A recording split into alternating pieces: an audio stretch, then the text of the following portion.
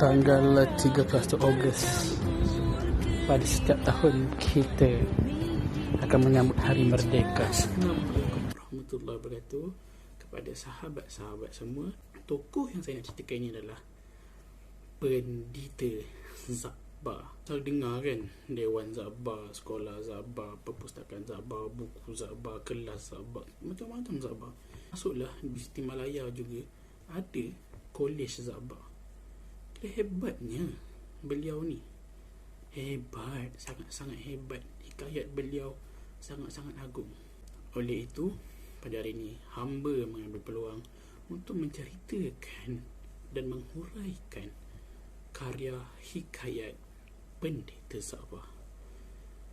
Beliau, nama sebenar beliau adalah Zainal Abidin bin Ahmad, atau lebih dikenali sebagai Zabar.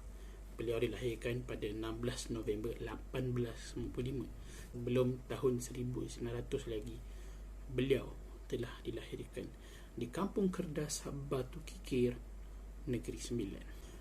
Hebatnya beliau ni, pada zaman orang kita buta huruf, pada zaman orang kita tak reti membaca, beliau merupakan anak Melayu pertama yang tamat senior Cambridge pada tahun 1915.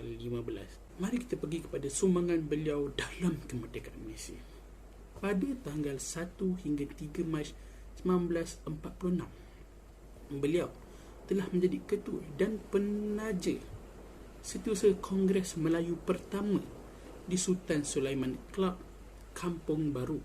Zabar merupakan Setiausaha Agung UMNO yang pertama. Cerdiknya beliau adalah orang yang mendedahkan tindakan penjajah.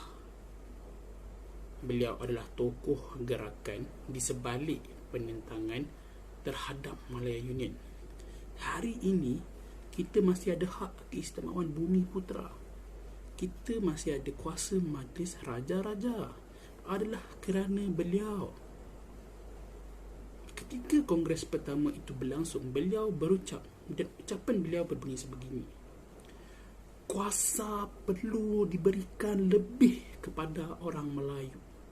Jika perundingan ini gagal, alamat berperanglah. Seorang penulis menyatakan berperanglah kepada satu kuasa besar, British, iaitu Malaya Union. Betapa sayangnya beliau terhadap kuasa orang Melayu dan juga tanah ini.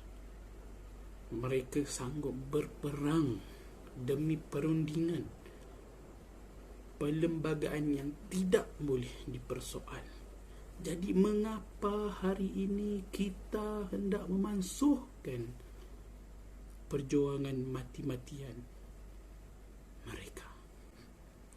Pada tahun 1947, beliau mula berkhidmat sebagai pensyarah bahasa Melayu di University of London.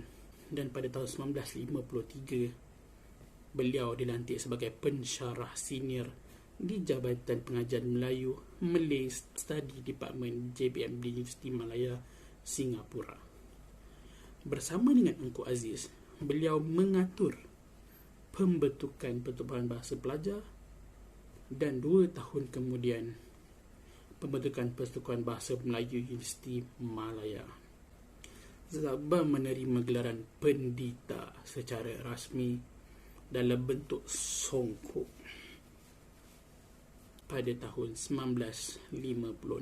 Beliau pernah menolak bintang penghormatan pingat Manku Negara yang membawa gelaran Datuk, dan juga bintang kebesaran Brunei. Dua-dua pingat ini beliau menolak.